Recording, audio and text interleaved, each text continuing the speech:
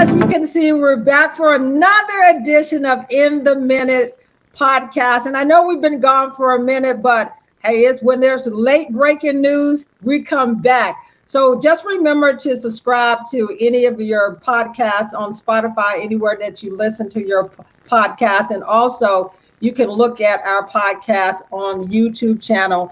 Just go to In the Minute. So as you know, here go Tony. And we got Ricky here. But Tony, before we get into Ricky telling us about him knowing Eric Bieniemy, the new assistant head coach for the Washington Commanders and the OC, let's talk about some things that just happened. On Monday, Carson Wentz was let go by the Commanders, and we all knew that that was going to happen. And this is going to save them $26.176 million as far as the salary cap. Talk about, is that a good move? Other teams would be interested in him, but with Washington, he can sign with any team since they've let go. And the other action is Deron Payne. They put the franchise tag on him. He's due to make, I think, 18 million, close to 18 millions or so. And so we knew that was going to happen because you didn't want to let him go. And also Chase Young. They're talking about the option year, his fifth year, which will give them 2 more years on that contract. He makes a little over 17 million. So talk about the release of Carson Wentz as far as Deron Payne getting that franchise tag. It reminds you of somebody that was here before, a quarterback, as far as, when they kept franchising him as far as that goes. And then, as far as Chase Young, that option year, and, everything is about, is he healthy to be able to do that? So you got the floor, Tony. Well, you know what? Now, listen, fans, she's opening the show. Won't even let me talk. You know why she didn't want me to talk? Because she knew I was going to bring up who she said was going to win the Super Bowl. I had to talk her off a cliff to even get her on here. Hey, Rick, what's happening, man? Who's working out? You need to work out her picks a little bit better. Hey, all I know. All you're trying to run away from it. All I know is that Tony was behind me in the picks this year. But, okay, I'll give it to you, Tony. You did pick Kansas City. I picked Philadelphia. That wasn't necessarily a bad pick either, but hey, Kansas City ended up winning. But I give you your due, Jess. All I'm saying, Donna, is did I say how they were going to win, who was going to win, and why they were going to win? We're going to talk about the coach. We're going to talk about the players, and we're going to talk about Kansas City being there. We won't talk about that there because we've been here before with quarterbacks like Carson Wentz. They should have cut him in the locker room. He shouldn't even got it. They never should have picked him. He did not do nothing. They talk all that crap. Ricky, when we played, if somebody come in, he didn't perform at all. He hasn't been that good since he got hurt at Philadelphia. They bought him in. He was reprieved in Indy. He come here and can't even beat out our second-string quarterback. And Donna was thinking when he came here, the franchise is all right. Here we go. Well, let's backtrack, Tony. I never did. I said from day one that they never should have gotten Carson Wentz. So Ricky, get the film out. Get the film out, Ricky. Get it out. You better get it out. The coach release him. That's the guy who drafted him from the Philly. If they released him in 1 year, why is he here? Well, I think that the coordinator that went and got him here, he's not here either. So they did right. They cut him as well. But let's get serious with this, and you start looking at it. Here we are again, as Dolly Parton said, looking at this with no quarterback for the future. I want to ask you one thing, and Ricky, first and foremost, I want you fans to know, I'm so thankful for this young man. His tips this year got me going forward and knowing what I need to do. I hope it did for you. Ricky, they were excellent. Now, speaking of that, you grew up with Bieniemy. You know what he's thinking. You saw him in Kansas City. Is there a complement of players here when he comes here as offensive coordinator that can get the job done? Well, EB and I, we were in the same area in high school, and we competed. He played running back for Bishop Vermont. I played for John Mayer High School, which is the best high school in the country. Jackie Robinson High School. I got to say all that. But best in the country, as you said. I went to Battle Creek Central, and I ain't lost a game yet, and that was 50 years ago. Yeah, I didn't play nobody, man. But look. In that same Gabriel Valley area, you got a lot of running backs, and EB was one of the top running backs. I was one of the top running backs, and so we would compete against each other because we both were short. I'm a little taller, as you can tell. He threw that out there. I said, did he wait a minute, man. That's a lot of information. I'm just saying, but just knowing EB, and when you saw that press conference, man, you know he's a serious brother. He demands a lot from his players. He's all about energy, man. And I'm telling you, the NFL creates thick skin. If you can't come into the NFL if you don't have thick skin. But I'm telling you, dealing with EB, and if it's not thick yet, you're gonna have some trouble because he's gonna demand a lot of his players. Hey, Tony, one thing that Eric Bieniemy said, as far as you talked about, you picked Kansas City. The thing that he said in that press conference is that they looked at the film when Washington played Philadelphia and another team that played Philadelphia, and they were able, by watching those things and knowing how to combat them as far as that running game and all of that. So with Ricky, you heard all the great things. A lot of the players was there, Terry McLaurin and Dotson and a few of the players and so forth, Brian Robinson. But I asked you before, what makes him such a winner? And coming in, he said, why not Washington? And when people kept asking him that, knowing that he has to build the offensive line, which is key, and also some other key components. He talked about not having to start from scratch, but you know him well. What makes him fit Washington more so, knowing him? Well, first of all, Washington, like you said, man, they have talent here. So all he is bringing over is that blueprint that he had with Kansas City, and he's going to bring it over here and just put these guys in place. And hopefully that when he gets to know these players and meet them and know them, like he said, he's going to find out what each player can do. And then we go at that way. But I think that he's bringing his blueprint over. And again, his energy that he brings, man, if he's not ready for it, it's going to be different. He's feisty. Us short guys, we're a little feisty at times, you know what I mean? And again, if you're not ready for it, it's going to be trouble. So you have to be, like he said, you have to be ready to strain. It doesn't cost you nothing. There's you don't have to have no God-given talent to strain, to go out there and make that next block. Or just, like he said, extra effort. He gonna demand that so much, and it's about being accountable, like you said, man. I was so impressed when I saw my man up there just talking, because I'm trying to figure out why he's not a head coach, if that's the way he's interviewing.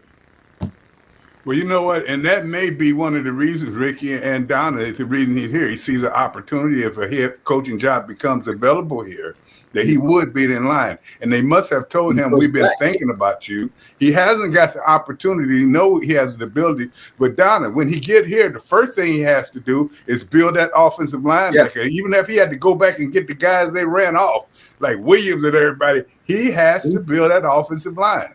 Well, he said that he's putting all the pieces together. And when I asked him a question as far as what he was looking for in coaches and all of those moving pieces, and I think that he's going to have to say in who he brings, because they already let go some of the coaches anyway. But you said the thing, Tony, he knows that he has to build the offensive line, and I'm sure he's going to try to lure some of those players from Kansas City. But I'll be interested, because Ricky knows him way better than us, Tony, is talk to me about his character. Talk to me about the strengths that he brings to this team, because Tony, I'm telling you, he was talking like a head coach. And for those people who say that he can't interview, they must need their head examined, because the way he interviewed, he talked like a head coach. He talked like a winner. He had a winning attitude. But Ricky, what makes him so special? Well, let's go back to our interview. I was going to take the mic from the guy in front of me and say, hey, man, EB, what about us old timers, man? Can we go home and get our equipment and come back and just get one or two plays there? Because I'm fired up right now. The way you conducting this press conference, bro, I'm ready.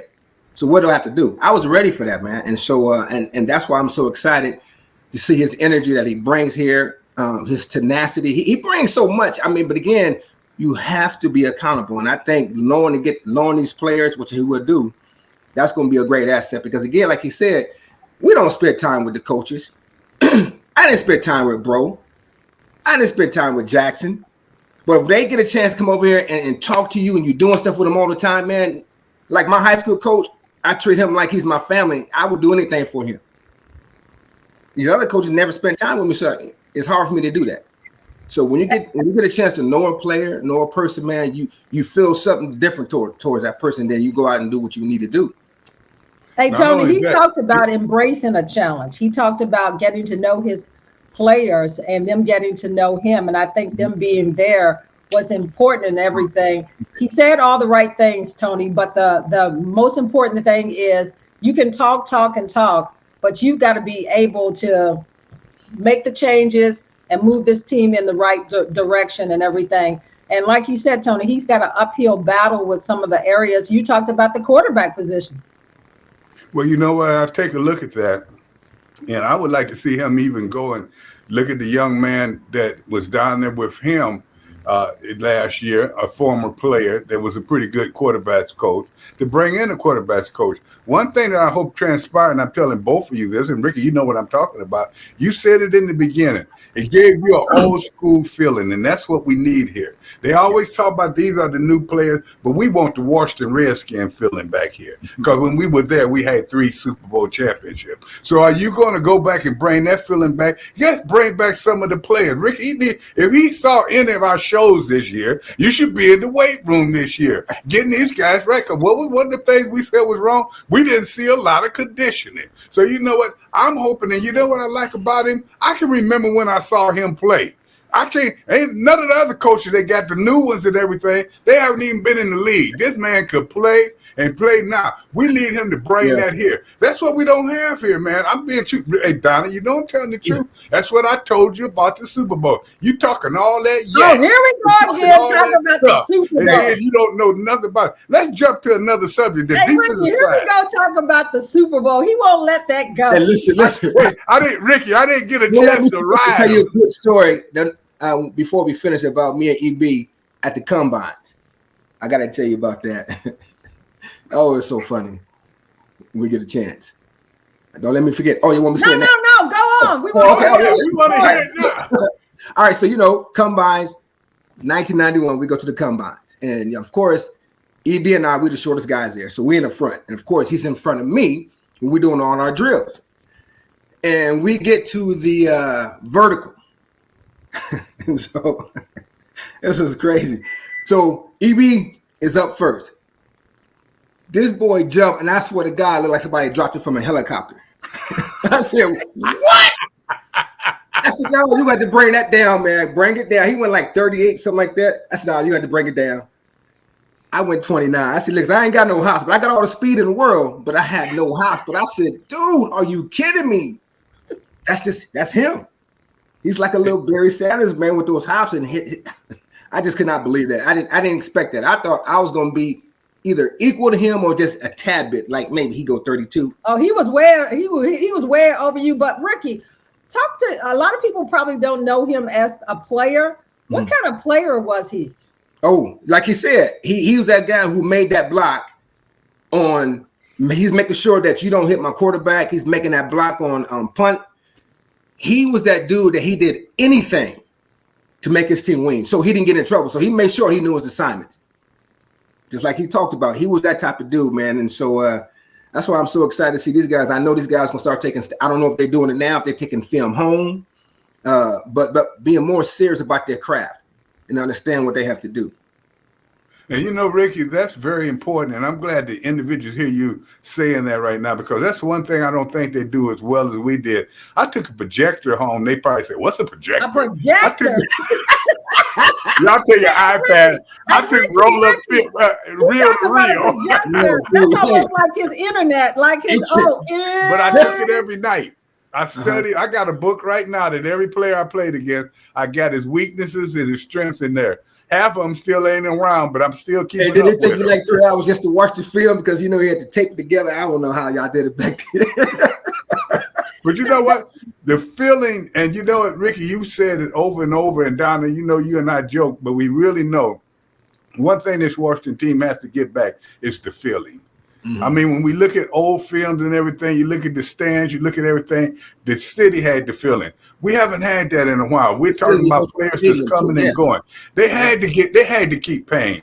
No way you can keep an outstanding, maybe the best defensive tackle and not keep the best defensive tackle in the game. But you got to get the compliments around him. Even though you got some people, you got to start moving people. With the enemy, you got to think about. We had Chris Berman on the show a few weeks ago, and he was talking about Bieniemy, and I know he's the one that really made his name famous because whenever he had a big highlight. And the one thing I do remember about Bieniemy, he was fast as well. He was like you, Ricky. Yeah. He didn't only did power and everything. Every time you see him, he turned in that corner. You don't see that a lot anymore. All right, so real quick. Let me tell you this story real quick. All right. Well, we got the inside scoop, Tony. Right. Inside the area. He played at Bishop Amant. I played at John Muir. And again, he played at a Catholic school, just like modern day back in the day. And they played like, Service, all these big schools. So they are playing Servite at this time. Well, I just finished my game Friday night. He's playing this game, and they shut him down. He got like 25 yards in the first half. 25! And Servite, like I said, is like a IMG type of school. You know what I mean? Man, I woke up the next morning, Saturday morning, looked at the paper. I said, this is impossible. It couldn't happen. He had 325 yards. How do you get 300 yards in the second half of a game? What? I'm seriously. So he ended up getting maybe like 2,000 yards a game. So he beat me being a running back, but then it came to track and field. We both ran into football 60. I broke the record. I set the record. All right. What was your 60? I'm going to tell you my best 60 right now. I ain't talking about inches. I'm talking about 60 meters. Oh, wait a minute. Yeah, let's talk about this. I'm going to tell you what. When I was at Wyoming, we had the WAC, Western Athletic Conference Championship there. We had the champion 60-yard dash guy. He ran a 6'3". See, I looked back at him when I came across the line. That's all I'm going to say. Now, we ran meters, not yards. Oh, wait a minute. Oh, well, you're right. We did run yards. Yeah. I was 6'8" meters. So you said, hey, Ricky, what was your time and what was mine was 6'8". EB was probably maybe like 7. Yeah. Probably 7. Wow. You guys ran track. So all throughout your career. Yeah. So when you see him here, and I was joking in the beginning, but I'm not joking now. I'm like Eminem. I'm saying it. Now's the time. Do you think that maybe they will get in touch with you? Somebody will look at not only what you did on our show, but what you've done past that. You still in contact with the players. You still have the ability. You still can show them what to do rather than telling them what you think they can do. If that were to happen, that'd be great, man. But I'm not banking on anything like that. Hey, I'm just glad that my guy's here, that I got somebody that I could just really root for and just, occasionally go out and have some dinner with, break bread, I'm just glad that he's in town. Well, hey, Donna ain't broke bread with me since I beat her the first time in the pitch. She don't even speak to me hardly anymore, man. What's up? To run from our workouts. That's the reason why he did. Hey, I know. Why you I was on injury reserve this year. Hey, Ricky, you know what the disturbing thing is? Eric Bieniemy has been interviewed 15 times for head coaching jobs. And when you think about when people are interviewed, nobody has interviewed that many times and not get a head coaching job. So that is pretty disturbing. 15 interviews and no head coaching jobs. And when you look at across the NFL, coaches that have been in Kansas City with Andy Reid that's gotten head coaching jobs and across the whole NFL, and he couldn't get that. But what he said was he's not worried about that. He loves a challenge. That's why he left Kansas City, is that he wanted a challenge. So he brings that winning attitude here. But what is disturbing, Tony and Ricky, is 15 interviews and you don't get a head coaching job. You know what that tells you? They think that it wasn't he wasn't the reason they were winning. They think it was the head coach. And a lot of times players get caught up in that when the coaches and everyone. That's another reason he probably came here, Ricky. What do you think? He know that here his voice will be heard. It won't be there said that the head coach is the reason you're winning. Well, like he said, confidence is the enemy of progress, right? Yeah. And so he understands that, okay, I need to go out and, do it on my own. Make this, because what I love what Andy did, he started giving this guy, when he was a running back coach, and I'm sure he probably asked him, I don't know this, but probably asked him, hey, man, what do you want to do? You want to become what do you see yourself in like 5 years? You want to be a coach, a head coach? he might have said, I want to be offensive coordinator. And at times he would give him some, plays to call during a game. I'm going to have you call these plays, like early on. And then, once he got comfortable, then I guess he took that OC spot. So, and I've heard this, but having Andy do that for somebody, man, and that's why he got a lot of guys in as head coaches, because he's done stuff like that for coaches. So that's kudos for Andy. But EB already said it's going to be hard. Yeah. He said, man, life. I tell my kids every time I said, dude, if you want to be great, it's going to cost you something. It's always going to be hard. It's nothing easy about life, about getting something that's going to make you happy. It needs to be hard so you can feel gratified about getting it. And that's what he said. Me going through this process, but my feet are planted right now being a OC or assistant head. They said if that noise come up next year, so be it. But right now, I'm planted right here, and that's where my mind is. I don't care about being that head coach right now. That's not there. If it happened, it happened. But me going through this process, 15 interviews, it's just giving me experiences. That's all. It's just getting my mind ready, and my motivation has already been there. I've been inspired from a long time ago. So that's not an issue. So when it happens, it's going to happen. The right one will come along. The right one will. I'm curious to know. I'm curious to know if I'm a player for the Washington Commanders, Eric Bieniemy gets on the field for the first time. What am I going to expect? Wow. I think you're going to expect he's going to have the same offense as they had at Kansas City. The West Coast. I think it's going to be kind of curved to a point where we can get people comfortable. And that, like I said, that depends on OTAs, all the OTAs, then when they start training camp. Now in training camp, if they looking really, really good, then he could just probably unleash everything like he's been doing. But I think he's going to let it out slowly so these guys can get comfortable with what they're doing. That's what I see, and then hopefully, and that's why as a defensive person, I'm ecstatic because I got a guy who's going to get me rest now. You know what I mean? Because he's going to be on that field when he's conducting that offense. If he's going to be the guy that he was at Kansas City, they're going to have drives. They're going to be, on the field for a long time. So as a defense, I'm sitting like this. Yeah, this is cool, man. I love this. So I'm very excited as being Dane, all those guys, man, because those defensive linemen, as you know, Tony, y'all struggle, bro, getting that air. Exactly. And you know what? There's one thing you hate to see as a defensive player where you'd have played well, but then you got this offense coming out here with a 12 or 15 play drive, and they always say that last play is the big play. You can't even breathe, and they talking about that last play. I'm telling you, that's what this team needs, sustained drives. If you think about it, a lot of theirs is always big play, then a score. But at the end of the year, though, they did start showing that they could drive a little bit, but it didn't do any good when they needed it. So I think he's going to bring to the game is conditioning.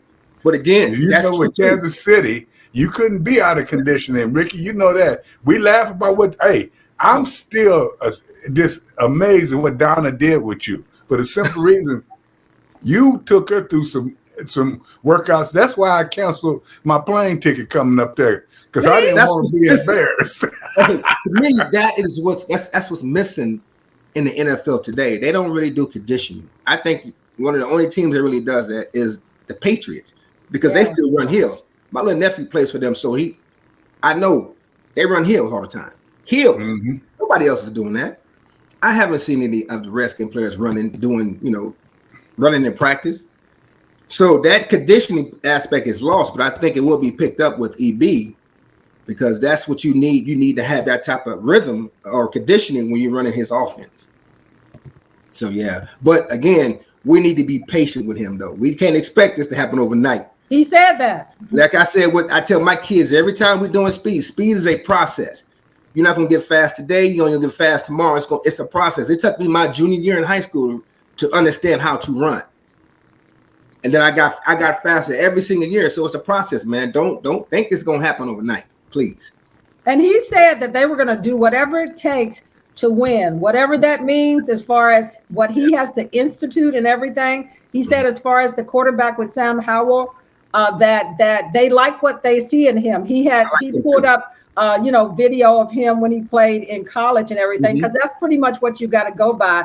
but as far as the last game and so forth, but he likes what he sees in him. But guess what? He's still going to be looking as far as quarterback wise, who else to bring in here. Tony, you got the last word. You got about 2 minutes or so, but Eric Bieniemy, Ricky got the inside scoop. Tony, we can go to him anytime we want to find out what's going on.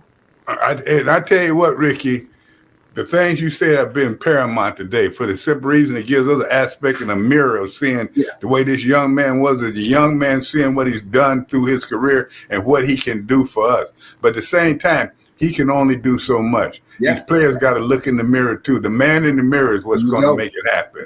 And not only just the offensive side, the defensive side. And we didn't get a chance to talk about Payne. We'll do that on the next show. But that guy played the way he was supposed to play, the way every one of them should play. But back to the offense, you got some pieces you got to get better. You got to do some things better as a team, as an organization, and as each player. Everybody got to look in the mirror. And, Ricky, you know that's the one thing whenever you lose a game, you can't be pointing over the offensive line that I didn't get my job done. Yeah. That's what this team needs to do. And Donna, and remember, Tony, Bowl, Philadelphia didn't get their job done. And Tony, here we go again. But make sure that people can watch us on whatever you look at as far as your podcast platform. And you can also catch us on YouTube. Just go to type in the minute and hear Tony still talking about the Super Bowl or who he picked. On this show, when we come back, we're going to handcuff lightning and throw thunder in jail because we come back to bring the smoke. And when we come to this podcast, you tell your friends, come back and watch this because we're going to talk game. Donna, I let her get off easy today, but I'm going to rake her over the coals because I'm from the alley. Take me to the alley. I'm a garbage can. When we get back with this, I'm going to talk bad about people. And Ricky, you got to come back with us now. We done messed around and got you in the fold, and you and Donna talking that stuff. I may do a workout on the show. Hey, Ricky, could you run us up some heels? Hey, Ricky, work that workout that you can run us up heels because I want to see Tony run up some heels. Well, I'm going to leave you with this. I'm going to leave y'all with this. Fans, come back and look at our podcast. It's in the minute, but we're in the moment.